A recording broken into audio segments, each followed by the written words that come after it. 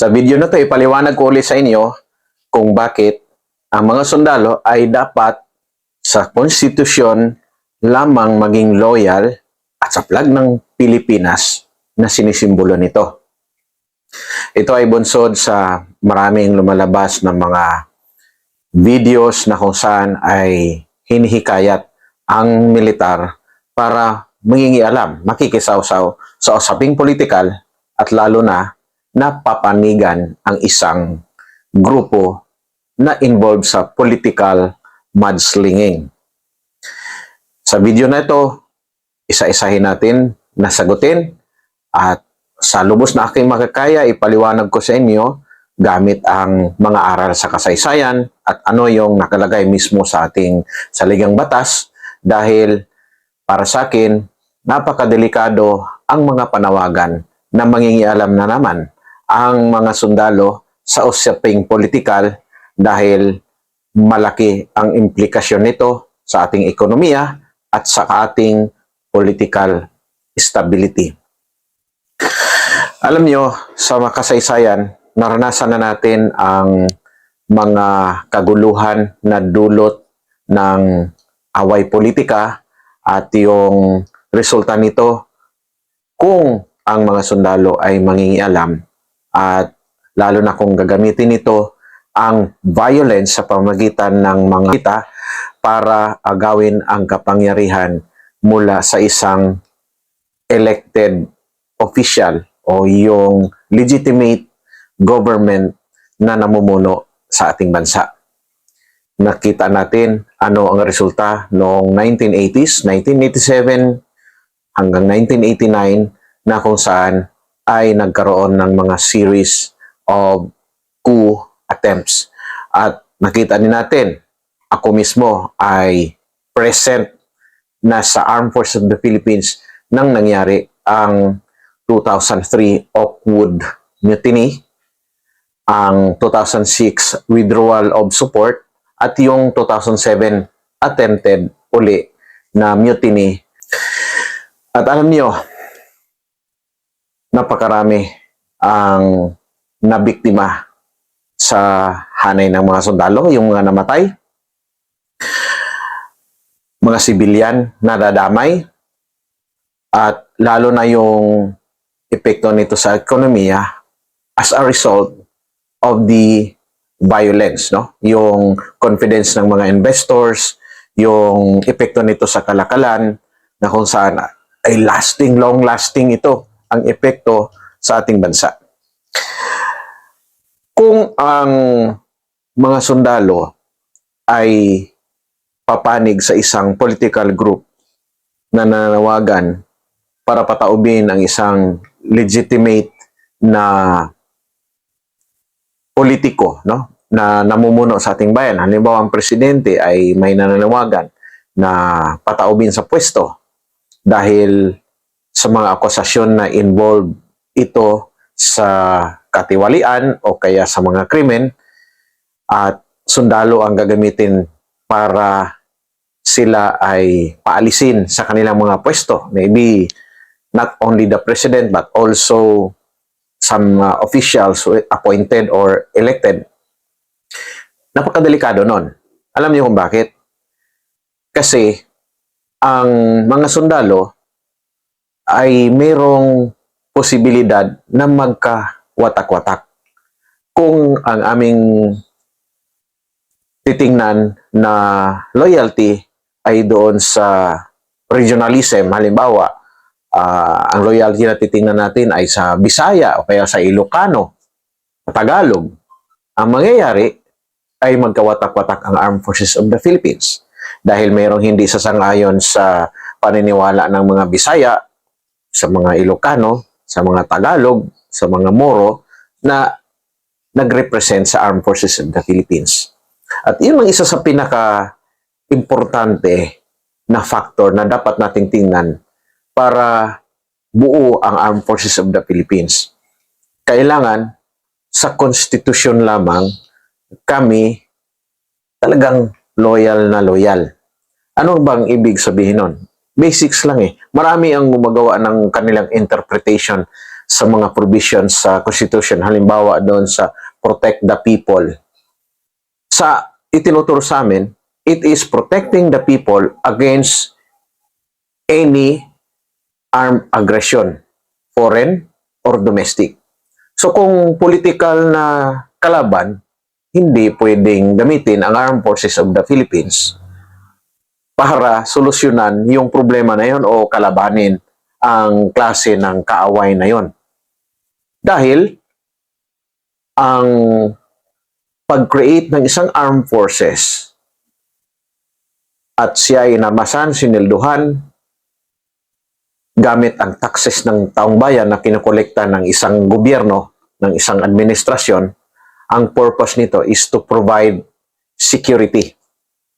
Kaya nakalagay na protect the people, that is against armed aggression. Kaya nag-aarmas kami, war fighting ang aming skills dahil nagsasanay kami in a possible war. In the context sa Philippines ay hindi offensive nature kundi defense. Kaya territorial defense. Protecting our sovereignty and our territorial integrity at protecting our people against those who might invade us, who might use armed violence para sakupin ang ating bansa. So yun ang konteksto ng protect the people na itinuturo namin hanggang sa ngayon sa Armed Forces of the Philippines personnel. So kung yung sinasabi na proteksyonan ang mga tao laban sa isang di umano ay mapang-api na opisyal ng gobyerno, medyo malaki ang debate sa bagay na yon. Ang pagkakaintindi natin ay tatlo ang branches ng ating government. Meron tayong executive, judiciary, yung mga korte natin, at meron tayong legislative, yung ating mga lawmakers. At itinuturo din sa atin na ang final arbiter kapag usaping legal ay ang Supreme Court. So kung ang isang presidente ay nagrepresent sa sambayanan, siya yung ibinoto, kahit hindi siya ibinoto ng lahat ng Pilipino, pero by majority, yun ang rule natin. Kung siya ang ibinoto ng majority ng Pilipino na naalo siya at nanumpa siya sa isang justice, no? Na pagsilbihan ng ating bayan, at yung Armed Forces of the Philippines bilang parte sa Executive Department ay tinuturuan na rumispeto sa civilian authority at chain of command na nire-represent ng Presidente ng Pilipinas bilang Commander-in-Chief. So kung legal ang mga orders na ibinibigay sa Armed Forces of the Philippines at sa mga sundalo, kailangan naming susundin yon. Ulitin ko, ang mga sundalo ay tinuturuan na legal orders lamang ang susundin. At kung may mga ipinapagawa sa mga sundalo na illegal, kailangan idulog ito sa korte at siyang magsasabi na iyan ay illegal orders, iyan ay mula sa isang illegal na pinuno, at yun lang ang paraan para mabago. Halimbawa, siya ba ay dapat alisin sa pwesto, again, sa pamagitan ng tamang proseso at hindi kasama doon ang mga sundalo. Neutral kami. Yun para sa akin ang highest degree ng professionalism na expectation ninyo sa mga sundalo. Nakakalungkot na ilan sa ating mga kababayan tipong kinu-question yung aming integrity, ang aming loyalty sa Constitution, at sinasabi nila dahil ang inalagaan lamang namin ang aming karir, kesyo nag-aantay pa kami sa aming star position, na tipong nawawala ang respeto nila sa serbisyo militar. Unang-una sa lahat, babalik tayo, maganda ba ang magiging epekto kung ang militar ay parating nakikisawsaw, nagde-decide sino ang may kasalanan at ano ang kaparusahan? Na hindi naman kami ang law enforcement agency, hindi rin naman kami ang korte. So we are not supposed to be the accuser, judge, and executioner. At kung sabihin natin na boses ng taumbayan, ilan ang bilangin natin? Ang boses ng taumbayan ay dinadaan paratihan sa boto. So inaantay natin na tuwing may eleksyon, doon kayo ipahayag ninyo ang inyong karapatan na pumili at iparinig ang inyong boses sa pamagitan ng pagsulat ng pangalan ng gusto niyong papalit doon sa nakapwesto sa gobyerno. So, para sa akin, napakadelikado yung udyukan kami na sumali sa mga usaping politikal. Kaya nga, non-partisan dapat ang mga sundalo. Kung inuudyukan kami ng isang political group na nangakusa sa kabila para pataubin ang mga nakaupo na yon na mula sa kabilang grupo, mukhang hindi na yon sa aming sinumpaang tungkulin. Hindi na yon sa itinuturo sa amin na non-interference in partisan politics. Hindi yun na yun doon sa itinuturo sa amin na hindi kami makikisawsaw sa usaping political maliban lamang doon sa pagboto. Kasama kami doon sa bumuboto kung kami ay may chance na bumoto, kung hindi kami ma-deploy sa mga hotspots na kung saan wala talaga kaming chance na bumoto during elections. So ganun ang aking pananaw tungkol sa usapin na yon.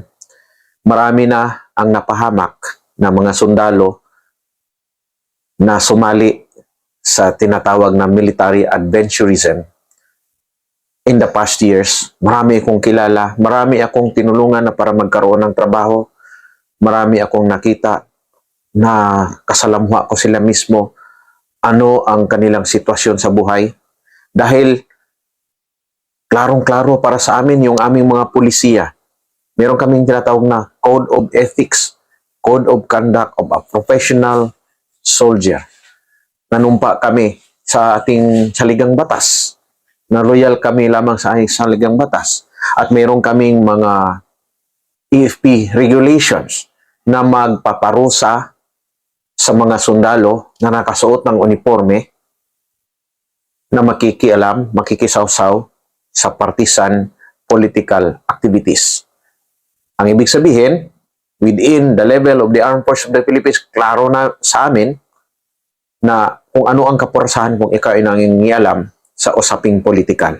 At ang mangyayari, pwede kang makasuhan at pwedeng matanggal sa pwesto ayon sa batas.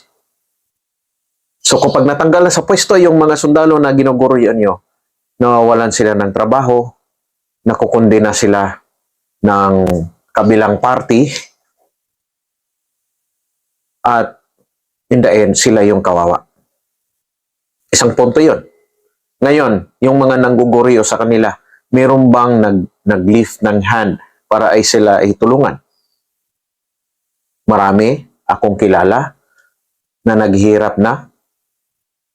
Akala nila ay tama ang pinapagawa sa kanila. Kawawang-kawawang kanilang sitwasyon. Marami rin akong nakita na mga biktima sa karahasan na dulot ng mga kudeta. Apektado ang pamumuhay, napatay ang sariling kamag-anak, kapatid sa nangyari na barilan ng kapwa sundalo. Dahil alam niyo, kahit sabihin niyo na manawagan lamang ang mga sundalo para kondinahin yung mga kurakot sa gobyerno, ang mangyayari ay tipong kami ay ipapaaresto ng kapwa namin sundalo, ng military police halimbawa, ipapaaresto. At ang iba ay hindi lalaban, ang iba ay lalaban, posibleng magkakabarilan, doon nagsisimula ang karahasan. Imagine ninyo kung ang inyong mga anak, tatay, ay kasama doon sa naglalabanan na kapwa sundalo. At kung lumaki ang labanan, malaking grupo, nagkawatak-watak ng Armed Forces of the Philippines, maraming mawasak sa ating mga syudad, sa ating mga pasilidad, sa ating mga infrastruktura. At ang epekto pa, mawala ng confidence yung mga investors natin na kailangan para umunlad ang ating ekonomiya. At sa nakikita ko, ang matutuwa lamang dyan, kapag nagkawatak-watak ang mga Pilipino, una, yung mga komunista na gustong agawin ang kapangyarihan sa Pilipinas. Pangalawa, yung isa pang komunista na gustong agawin yung ating mga resources sa exclusive economic zone. Alam nyo na yon. So pag-isip-isip tayong lahat, batid namin na kayo ay disgruntled, nalulungkot sa mga kaganapan dahil totoo naman talaga yan, may mga kurakot, mga balasubas sa gobyerno, pero hindi solusyon doon na mag-ialam ang mga sundalo. Parehas tayong nag-a-advocate ng good governance, ng matino, mapagkatiwalaan na pamumuno sa ating bayan. Lahat tayo ay gusto ng kapayapaan, lahat tayo ay gusto ng kaunlaran. Pero, Diyos ko Lord, huwag naman naudyukan ang mga sundalo dahil hindi ito solusyon, kundi magiging parte ito sa problema ng ating bansa. Sana ay maintindihan nyo ang aming posisyon.